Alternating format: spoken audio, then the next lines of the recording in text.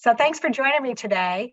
Sure. And I am with Action Coach Bluegrass, and I'm also an employee engagement advisor. So I follow employment trends pretty closely, and I offer employee engagement programs. And we've just been hearing so much about how difficult the labor market is right now that I'm doing these interviews to see what's happening right here in our community. Okay. So if you're ready, let's jump right in. Do it. Okay.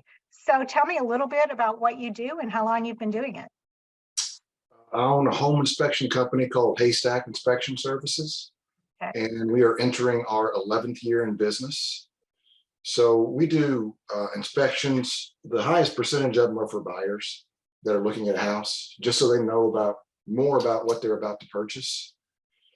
We do a few inspections that are called pre-listing inspections, where somebody who's going to sell their house has us come through and issue a report so they can clean up some things that might get written up before it goes on the market. And then we do some commercial inspections as well. Okay. And so what are some of the key issues that you're seeing in terms of employment? With some of the programs that came out during COVID, a lot of people didn't want to work. Okay. And I think, I'm not aware of where we are with that right now, but I don't think there is as much support for them staying at home as there used to be, but it doesn't seem like a lot of those people still want to go back to work. That, and in our industry, it's actually challenging to get licensed as a home inspector. There's a lot of schoolwork that goes into it. And there's a national exam that you have to pass to get licensed, and a lot of people can't pass it. Okay. Which cuts down on the number of candidates we have. I can see where that would be a real barrier. So what makes your business stand out in terms of employee culture, or what is it that you offer that someone would come to work for you and not somebody else? Well, with us, the longer someone stays, the more money they make automatically. So there's a built-in incentive to stay with the company. We'll have a lot of fun. You know, we work hard and we play hard. So we do a lot of team building. We get together on a regular basis and share ideas. Okay. How many employees do you currently have? 5. Okay. And as you've grown, are there any challenges that you faced with your Always. team, and how did you overcome them? What did you learn? I learned along the way there's certain investments to make that shouldn't be made as far as return on investment goes. I just kind of learned that the hard way by trying things that didn't work. And it's difficult to find quality people. It's challenging, and I think it's easy. Like our key hire as far as inspectors go are an inspector that's already licensed, that has some experience. Mm-hmm. But they have to have all the right characteristics too. And I know quite a few inspectors who have had challenges getting their phone to ring. Right. And they've been picked up by companies pretty quickly because they're licensed and they already have experience. So it doesn't take 6 months to train them, but oftentimes they're not the right person. And so it doesn't work out. Okay. Yeah. There's a reason their phone isn't ringing. Right. So what advice would you give to someone who's trying to grow their team? Fire fast and hire slow.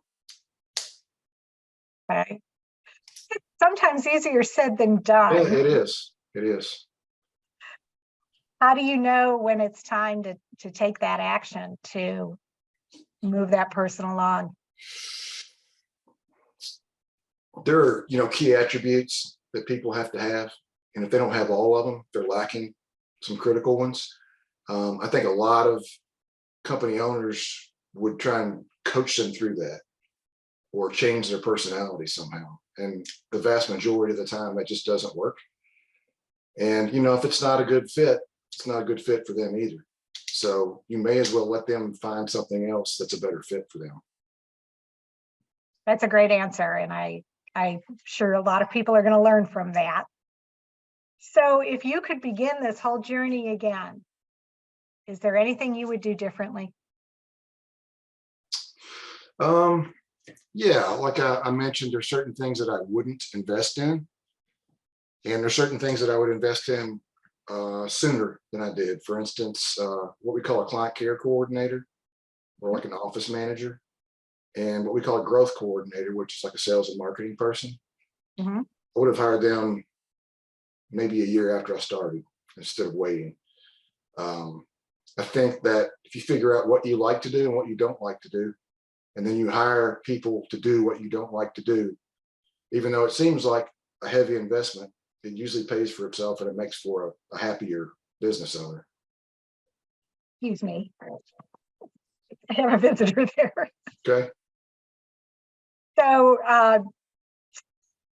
obviously you've put those people in place now to do those Yes. things that you don't want to do. So where are haystack inspections? Where are you going in the future? We hope to keep building market share and keep hiring additional inspectors. So there's no metrics in our industry for us to go pull to figure out, where we are as far as ranking of home inspection companies in the city. We've got a general idea that we're one of the larger market share players, but we're not sure exactly where we land. Okay. But we would like to, in the next 2 years, double our market share and bring on several more inspectors. Okay. So how are you going to find those people if it's a challenge now? So we really kind of got outside the box with that because I tried Indeed and I tried recruiters. I tried reaching out to several hundred real estate agents to let them know what we were looking for Mhm. because they come in contact with inspectors all the time. None of that really worked. So I actually networked my way into a national home inspector training school. And there's a gentleman that travels around the Southeast and does classes for this organization. So I networked with him. When he comes to town, I help him do field training for these inspectors that are being trained. And I always identify a couple I think are sharp. And that's where I found the last 2 hires that I made. That's awesome. So you actually get to see them in action Right. before you pursue them. Wow, that's a huge advantage. So what a great strategy. Anything else you want to share about your company and about your culture and how you treat and retain people? Um, I've read several good books over the last year or so. One Okay. of them that is a really easy read that had a big impact on me is called Who, Not How.